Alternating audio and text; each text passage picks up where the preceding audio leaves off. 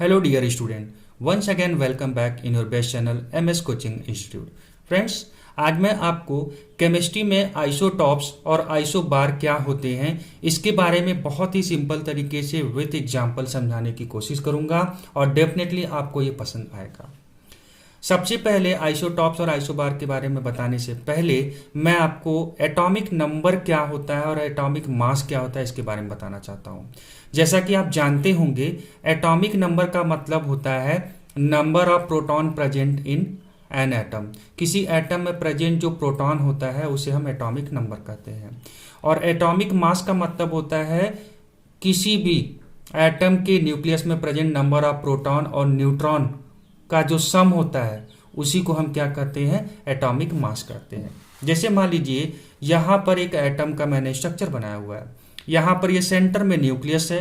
Nucleus के अंदर में प्रोटॉन और न्यूट्रॉन प्रेजेंट होता है, जबकि न्यूट्रॉन के ऊपर में कोई भी चार्ज नहीं होता है, जबकि प्रोटॉन के ऊपर में पॉजिटिव चार्ज होता है। और इसके चारों तरफ ऑर्बिट में, न्यूक्लियस के चारों तरफ ऑर्बिट में इलेक्ट्रॉन क्या करता रहता है, सेल में चारों तरफ घूमता रहता है और उसके ऊपर निगेटिव चार्ज होता है। तो एक एटम 3 सब एटॉमिक पार्टिकल से मिलकर बना है, इलेक्ट्रॉन, प्रोटॉन और न्यूट्रॉन, जिसमें प्रोटॉन और न्यूट्रॉन कहां पर होता है, बीच में न्यूक्लियस में पाया जाता है। तो एटॉमिक नंबर क्या हो गया, जो प्रोटॉन प्रेजेंट होता है, नंबर ऑफ प्रोटॉन न्यूक्लियस के अंदर में। और एटॉमिक मास का मतलब क्या होता है, प्रोटॉन प्लस न्यूट्रॉन ऐड कर देंगे, जो वैल्यू जाएगा वो आपको एटॉमिक मास के बारे में बताता है। ठीक है। जब हम लोग रिप्रेजेंटेशन करते हैं तो बीच में केमिकल सिंबल लिखते हैं, जो भी एलिमेंट है उसका सिंबल लिखते हैं। ऊपर में टॉप के लेफ्ट कॉर्नर में एटॉमिक मास लिखते हैं और नीचे के कॉर्नर में, लेफ्ट कॉर्नर में एटॉमिक नंबर लिखते हैं। जैसे यहां पर देखिए एग्जांपल के तौर पर मैंने कार्बन का सिंबल बनाया हुआ है। नीचे में ये जो लिखा हुआ है ये इसका एटॉमिक नंबर है। इसका मतलब ये बता रहा है कि नंबर ऑफ प्रोटॉन्स कार्बन का 6 होता है।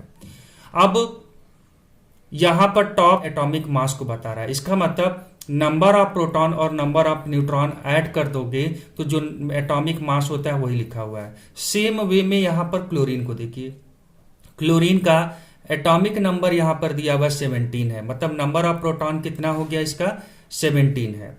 ठीक है। अब एटॉमिक मास कितना है, 35 है। ये क्लोरीन और है जहां पर इसका एटॉमिक नंबर भी तो सेम है, 17 है, मतलब नंबर ऑफ प्रोटॉन तो 17 ही आ रहा है, बट नंबर ऑफ न्यूट्रॉन्स अलग हो जाने की वजह से इसका एटॉमिक मास 37 हो रहा है। ठीक है दोस्तों। तो इसका मतलब यहां पर कुछ ऐसा चीज है जो हमें जानना चाहिए, क्योंकि पीरियोडिक टेबल में तो आप सेम पोजीशन पर देखते हो क्लोरीन को, लेकिन इसी कॉन्सेप्ट से बना हुआ है हमारा टॉपिक आइसोटॉप्स।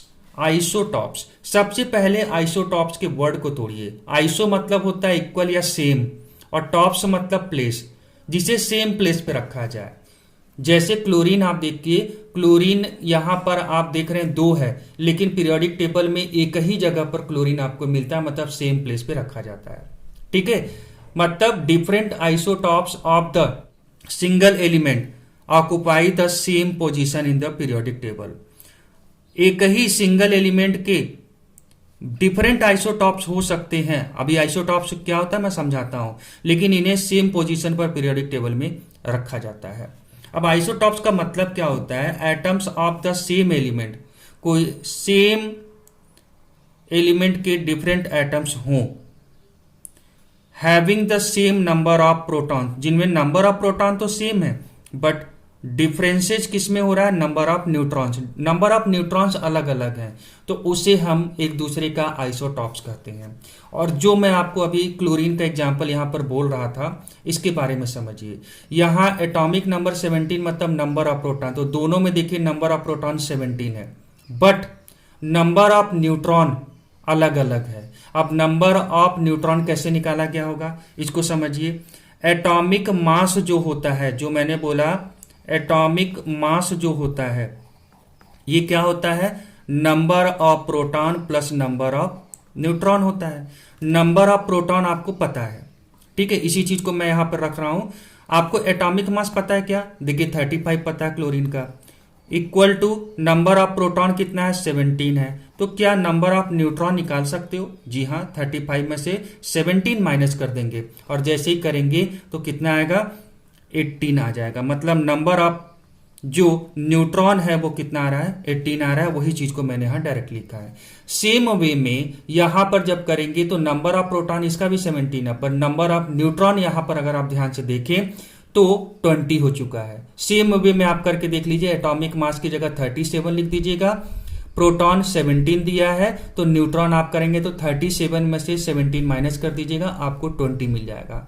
मतलब जिनके नंबर ऑफ प्रोटॉन तो सेम है बट नंबर ऑफ न्यूट्रॉन दोनों के देखिए अलग अलग है। इस क्लोरीन का 18 है और इसका कितना आ रहा है नंबर ऑफ न्यूट्रॉन 20 आ रहा है। तो इस तरह से जो भी एलिमेंट सेम एलिमेंट के डिफरेंट एटम्स हैं उनके एटॉमिक नंबर या बोल लीजिए नंबर ऑफ प्रोटॉन सेम है बट उनके एटॉमिक मास या बोल लीजिए उनका नंबर ऑफ न्यूट्रॉन अलग अलग है। जैसे यहां देख लीजिए, तो ये एक दूसरे के क्या कहलाएंगे आइसोटॉप्स कहलाएंगे। बट आइसोटॉप्स में मैंने बोला सेम प्लेस, मतलब इनका कॉन्सेप्ट इनका नाम इसी बेस पर रखा गया कि भले ये अलग अलग है लेकिन सेम एलिमेंट के हैं पीरियोडिक टेबल में, इसीलिए इनको सेम पोजीशन पर रखा जाएगा।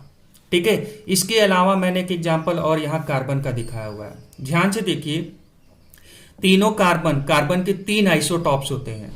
कार्बन के एटॉमिक नंबर सेम है, मतलब नंबर ऑफ प्रोटॉन सेम है लेकिन नंबर ऑफ न्यूट्रॉन जरा देखते हैं तीनों का अलग अलग आ रहा है। देखिए प्रोटॉन तीनों का सेम है, नंबर ऑफ न्यूट्रॉन जैसे आपने अभी निकाला था एटॉमिक मास को उसी पैटर्न में यहां पर भी निकालेंगे तो इसका न्यूट्रॉन कितना आ रहा है 6 आ रहा है, इसका 7 आ रहा है और इसका 8 आ रहा है। मैं आपको एक करके दिखा देता हूं।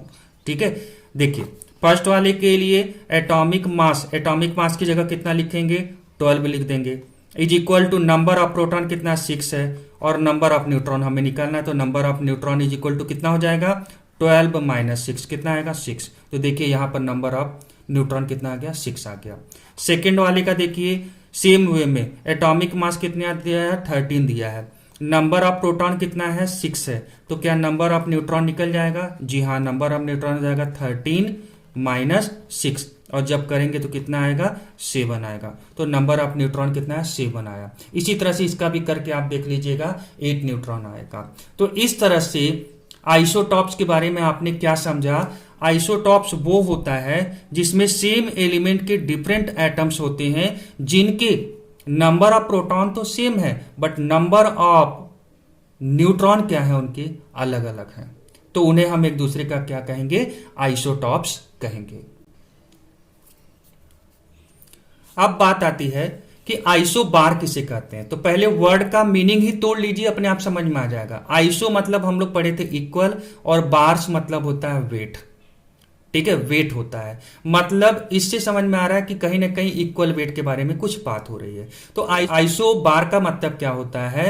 एटम्स ऑफ डिफरेंट एलिमेंट, अलग अलग एलिमेंट के एटम्स जिनके सेम एटॉमिक मास होते हैं, एटॉमिक मास सेम हो, है अलग अलग एलिमेंट के एटम बट उनके एटॉमिक मास एक दूसरे के सेम हो जा रहे हैं, इन्हें हम आइसोबार एक दूसरे के कहते हैं।